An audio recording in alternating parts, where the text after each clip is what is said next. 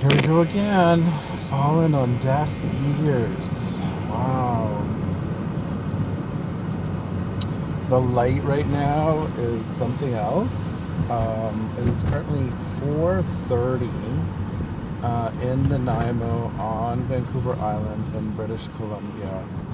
And it feels like it's about to, in Polish we would say zmrok. So it's like, is it like twilight? I think that's what that translates to. Zmrok. Like the night is about to fall. And, but it's also overcast, and I guess it just started raining. But also there is this whimsy of clouds covering up Mount Benson a little bit over there, which, oh gosh, clouds or maybe fog. I think we might see some fog in the drive today. So speaking of fog and stuff that is really cinematic, I love the fog. I think it is the best thing since sliced bread, I guess. I don't know. I love it though. I love it, I love it, I love it, I love it so much. Yeah, I think that is something that's a good prelude to something I did the other day. I've been thinking a lot about it. I started chatting with ChatGPT about it, but how many of you heard about the double feature of Kill Bill being screened at the movie theaters? I saw an ad for this a few weeks ago, and then I live in Nanaimo in British Columbia, and then I saw somebody in Ottawa mention how they got tickets for it. And I thought it might have been just like a one day sort of a thing where for one day they do the double feature and stuff. And then a few days ago, maybe it must have been Tuesday because I think I saw it and I went the same day, but I was trying to figure out if there was a movie being played, and I think it's only being shown at festivals at the moment. It's the one, oh gosh, I can't remember his name, but he played one of the vampires in True Blood, and he's in a queer movie at the moment. There's a lot of promo going on about it, or at least I'm seeing it online. But I guess it's only being screened at film festivals at the moment. But that's what I was trying to figure out, is where can I see this movie, because it sounds interesting. And as I was looking up movie listings in Nanaimo, I saw that what was it called? It was called Kill Bill, the Full Bloody Affair, I think, or the whole bloody affair. So I just recently on Netflix watched Kill Bill 1 and 2 because it was in one of those lists oh gosh, let's not do that again. That's soon going away. I gotta get rid of my friggin' habit. I'm just gonna check. Oh, do I check? Yeah, I'm gonna check. 1, 2, 3. Oh gosh, you're still tracking me. Okay. So stop tracking me. Thank you. 1, 2, 3. You're still recording. 1, 2, 3. Okay. Now you can track me. And we'll just track a little. Get over here. And then over here. Okay, we're back. So for those of you that don't know what happened, sorry about that. But I discovered that I accidentally once turned off the recording. So I've got my setup here is a tripod, like a big tripod in the passenger seat. And on top of the tripod, I've got gimbal, one of those things that stabilizes your stuff, attached to the tripod. And then in the gimbal, I've got my phone. So I'm recording this on my iPhone, which I think looks pretty good. Anyway, And the gimbal has gesture control. So I can control things like, for example, turn on and off the tracking, as you just saw a moment ago, for it to stop and start tracking. And then also I can stop and start the recording. And the gesture for start and stop tracking is the hand, kind of like the, I just did that a moment ago. But the start and stop recording is the peace sign. So I did that once while I was driving and recording, and only half of the episode got recorded, so now I'm just checking. Anyways, back to Kill Bill. So I just recently watched both Kill Bill 1 and Kill Bill 2 on Netflix because it was on one of the lists that said that it was going to be taken off Netflix pretty soon, like last chance to watch or whatever they call it. And so that was kind of fun. That was probably like about a month ago or so. And then when this came up, I'm like, well, it'd be kind of actually interesting to see if there's any differences or whatnot, in what they screen in the theater for the whole bloody affair. And sure enough, there were differences. I don't know, have any of you gone to see it? Do any of you know what the differences are? Should I spoil what the differences are? Well, here's one difference. So one of the things that there's probably more, but there are more that I've noticed, but this one in particular stood out. And there's a few that I needed to confirm. I still need to confirm, but I'm not about to watch both Kill Bill 1 and Kill Bill 2 again for the third time in like the span of 2 months. So I'll just have to look at that another time, or maybe get to the particular sections or parts of the movie to just confirm little things. I think there's like an extra scene in the origin story of Oren Ishii, which is played by Lucy. Is it Lucy Liu? Lucy Liu. She's the one that takes off the head of one of the bosses at the boss meeting in Japan. She runs on the table in her little kimono. Doop, doop, doop, doop, shoop.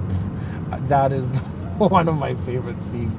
But in her origin story, I think we see additional bits about her origin story.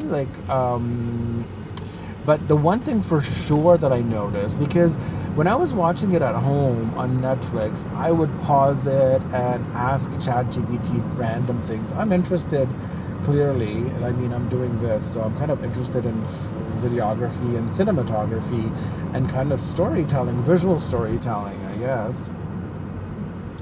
And one of the things that I noticed is how in Kill Bill, there are so many different treatments of the footage.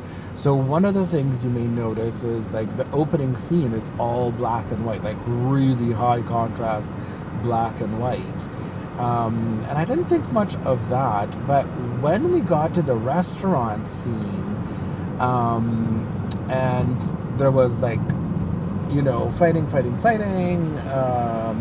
Uma Thurman's character, or Beatrix, I guess, character, is taking care of everybody, but then all of a sudden, I guess the Crazy 88 arrive, and they switch to black and white, from like fully color to black and white, back to that same kind of treatment, like black and white, high contrast, and I'm like, what is that about? Like, what are we trying to say here? Quentin Tarantino is widely respected as being a bit of a... What did... ChatGPT called Quentin Tarantino in a chat earlier today. It said Quentin Tarantino is the film nerd's nerd. So he does all the things for people to like, all these little Easter eggs and all these subtle meanings. And I'm like, well, maybe I can incorporate some meanings and subtle hints into stuff that I'm producing. Maybe not in the podcast here, but maybe for the Soy Voy series, which will be highly produced, and and there is going to be narration and written stuff and whatnot. So I'm curious about what respected movie makers are doing, and and movies that I like. I mean, I love Kill Bill. I don't know how many times I've seen it by now, but it's definitely been more than a dozen, like easily more than a dozen. Like visually stunning. It is eye-corn, for sure. Like, just every scene is so meticulously done and stunning and visually beautiful and just incredible. So if you haven't seen Kill Bill, this is my invitation for you to watch it. Oh my gosh. Oh man, I wish, like, I just thought, I'm like, if only I hadn't seen Kill Bill to have the experience of watching it for the first time. Wow. Yeah, that would be pretty incredible. Watching Kill Bill for the first time right now, wow. What a friggin' treat. So do it. If you haven't done it, do it. But anyway, so this scene in the restaurant where there's a lot of fighting and a lot of blood, I guess, already, all of a sudden turns to black and white. And so, of course, I pause and I'm like, hey, chat, all of a sudden this happened? And chat's like, yeah. I'm like, what does it mean? And the explanation is, apparently, the movie had so much blood and gore that it was going to have a really, I don't know, an R rating, or maybe it's R, or I guess it must have been an R rating or something. It wasn't the rating that Quentin Tarantino wanted anyway. And so apparently one of the things, I guess, that determines what rating a movie gets is how much blood there is seen in the movie. And so his way of, getting in at the right rating was to turn that second half of the fight at the restaurant into black and white. So all of a sudden the blood doesn't necessarily look like blood. And let me tell you, it actually makes a difference, because this double feature at the cinema that I saw the other day, we're Thursday today, so it would have been 2 days ago, when I saw the blood, I'm like, whoa, it was very bloody. And it was jarring, so I can see how it makes a difference, but that's one of the differences. One of the differences is that there was more blood than you will see on Netflix. So, but it was so interesting. But here's, I don't know, should I even be talking about I am sometimes so unhinged. Sometimes I seem to be talking about being unhinged often enough now that maybe I'm just unhinged, like, full stop. So when I went to the theater to watch, first there was like 5 other people in the theater other than me, so it was very, like, and but when I went to the theater with a notepad and a pen, and I literally took notes for the 4.5 hours of the movie. I was taking notes about work, notes about what I'm seeing, in the movie, notes about how I could, like, incorporate things into what I'm producing. It was like, it kind of almost, like, not broke me open, but, like, opened me up. Like, it was like an inspiration, right? to think about things differently. And some of the things that I came up with, I don't think that Quentin Tarantino was even doing, but I'm like, oh, I could do this, right? So, but I felt so completely unhinged, sitting in the dark with a notepad on my armrest and a pen in my hand, writing for 4.5 hours. So I came back with like about 20 pages worth of notes. Now, mind you, they are like, you know, big letter notes because I couldn't see what I was writing. So I was just trying to write big so I could hopefully read it. And some of the stuff I can't read. There's some stuff that I wrote on top of, like I wrote on top of other stuff. So it's completely illegible. But that's okay. We're just going to turn this down a little bit, I think, there. I don't know if that helps. Yeah, so I spent 4.5 hours. So I just transcribed the notes earlier today. And yeah, it was talking about, so there, one of the things that happens is we don't hear Uma Thurman's name, or the name of the character that she's playing, until the second episode. In the first episode, every time anybody says her name, it's beeped. Like it's beeped out, as if though it were a curse or something. So I haven't had the chance yet to like investigate and do any research about why this is or what technique we're using, but that's so interesting. Like, okay, it's such a little random thing, but like it creates this sense of mystery, right? So I don't know, that's the kind of stuff that I'm interested in. Just little things that I notice here and there, and see if they actually have a meaning or if they're just random, you know, totally random things. I'm gonna have to merge here. Am I being let to merge? Yes, I am. Okay. I don't know. Well, a little bit foggy, a little bit rainy, probably very dark, but you know what? That's what happens when you live in Canada and it's almost December 21st. What are we, 3 days away from the darkest day of the year, and then back on the 22nd things start to brighten up again.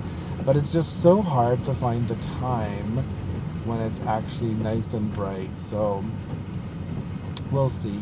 Maybe this is just going to be a darker episode, which I'm totally fine with. Okay, why are we stuck in? This is a roundabout. We drive unless someone's coming at us. Okay. So, yeah, so that was really fun. And then I started thinking, like, is there like a lot of these screenings where you can go and watch like something that's considered a cinematic, you know, experience like that and stuff? Is there like a community of people that go? I mean, clearly there were 5 people there plus me. It was my first time ever going to one of those re-screening things, but it was really interesting. And everybody seemed to really keep to themselves, which I thought was also kind of cool. Well, cool, interesting.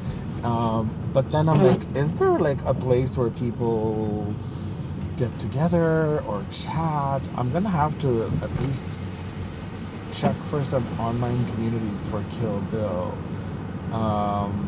Because I feel like there's so many Easter eggs and so many nuances that even though I'm looking for them, I'm missing. So I'd love to figure out a little bit more and get more inspiration from that. But yeah, what a great way to spend, like, it was a Tuesday, so I think they still do the cheap nights on Tuesdays, because it was $9 for 2 movies. Like, what? Like, where can you get 4.5 hours of entertainment these days for $9? Oh gosh. crazy. Yeah, so today is Dance Temple. I'm looking forward. It's the last one of the year. And then I think Thursday falls on holidays. So the organizers have taken those Thursdays off. Well, I guess they're holidays. Probably people wouldn't come anyway. But yeah, that means 2 weeks after today, no more dance. Ay, ay, ay. I guess there's New Year's coming up. I'm probably going to go to something New Year's Eve for dancing. And yeah, that should be interesting. But I am looking forward to Dance Temple tonight. Also, oh my god, I don't know if I should be talking about this or not, but completely, I don't know. I'm so confused. So I recently discovered that anybody can make a completely custom pair of Vans. You know, the Vans, the shoe company. You can make any color pretty much you want, and you choose. Okay, I'm gonna have to put in a photo here or a little video of the ones that I ordered. And you can get stuff embroidered on the back too. So I embroidered Soy Voy on the back of the ones that I ordered or designed or whatnot. Because of the YouTube series, and it's kind of like a moment where I'm starting this whole thing and what. Yeah, so I know it's extra, but I'm really... yeah, I've decided I'm just going to lean into my extra self.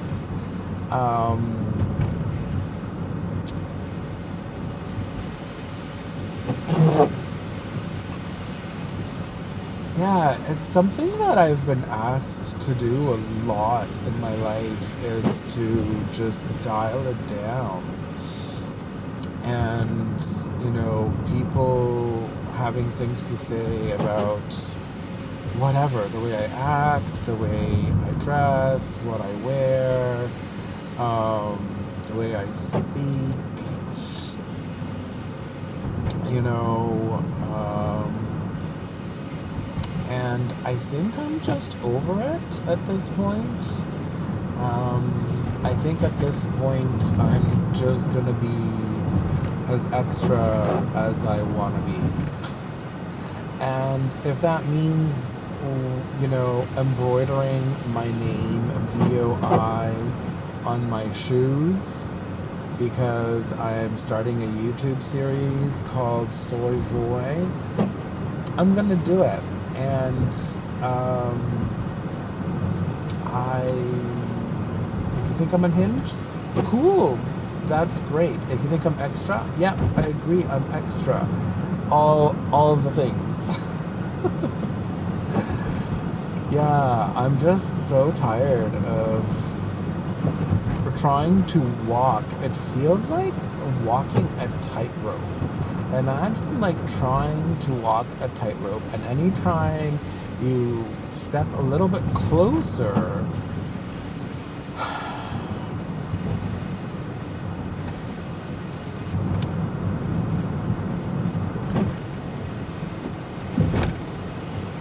a little bit closer, a little bit more authentically yourself, somebody somewhere around the friggin' corner is just waiting to tell you that you're this or that. Like, yeah. And then I start hearing that voice in my head. It's like, what's wrong with you? Why would you wear shoes with your name on it? Who do you think you are? It's like, I'm me. Fuck. I am who I am. You know, some of my merch that I already have out, like the Be Your Own Guiding Light stuff, There's this pixelated. It's kind of cool. Like it's almost like a heat map. So I really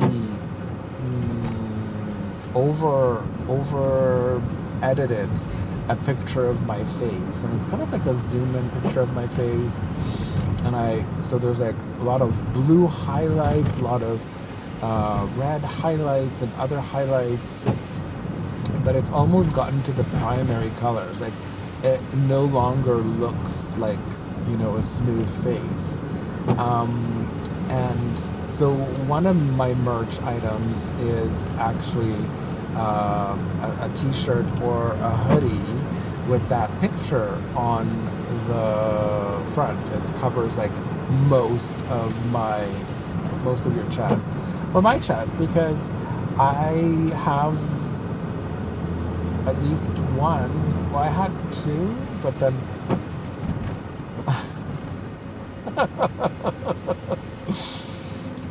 why not? I'm gonna tell this story. So a couple of years ago, someone who helped me actually inspired me to do this merch. One day somebody said, "Oh, you should have merch." I'm like, "Really?" And they're like, "Yeah, I have a website," they said, "and I'll like if you need any help." I'm like, "Okay, cool." So we had a call, we talked about stuff, whatever. Anyway, there was like something maybe happening there, romantically, potentially. And so at one point for their birthday, I sent them, this is so extra, but because I am friggin' extra. So there, I'm gonna stop, whatever. But I wore the shirt with my face on it for a couple of days that I had, and then without washing it, because we've never met actually, I sent them,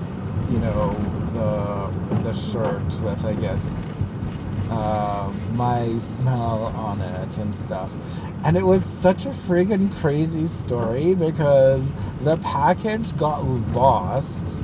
So I never heard anything from them. They didn't know that I did this. This was like a random thing that I did. And then, so finally I'm like, "Hey, did you get any interesting packages lately?" Oh, you can't even see me. Wow. And they're like, "No, there weren't any interesting packages." I'm like, "Oh, because I sent you an interesting package recently." And they're like, "Really?" And I'm like, "Yeah." And so it turned out that it seemed to have become lost. And so then I'm like, "By the way, there was like something kind of special in there." And when they heard what it was, like, "Well, now I really want the package." So anyway, we opened up like a whole Canada Post investigation thing, or whatever it is that you do. And then randomly, I guess the package just appeared. I don't know if it was like delivered to the wrong place in the building where they live or something, but they did get it. So anyways, all this to say, I had 2 pieces of merch with my face on it, but I only have one left. But I remember when I would put that on, whenever I put that on with the face on it, with my face on it, I'm like, and I think somebody even said to me at one point, or maybe it's just the voices in my head, but I think, like, is it, am I okay that I'm putting on things with my face on it? Like, isn't that a little bit too egoistic? Or, I don't know, is it egoistic? Is it like, it's something. People have something to say about it, I reckon. Okay, we're gonna make this amber light here. So that was really interesting experience with the shipping Anyways, I recently heard from that person that apparently they get a lot of compliments about that shirt. So it seems like they might be wearing it. Anyway. Yeah, so I think I'm done worrying about being extra. I think I'm going to be as extra as I care to be and just do my extra things as the extra person that I am. So, yeah, I don't know how this is going to turn out, but I think I'm just going to let this one episode be a dark one because I don't know. I don't know. So yeah, if you haven't seen Kill Bill, do yourself a favor and see Kill Bill. If you have seen Kill Bill, do yourself a favor and watch it again. And if you're feeling extra, join me and be your extra self. All right, guys, I guess that's becoming for you all.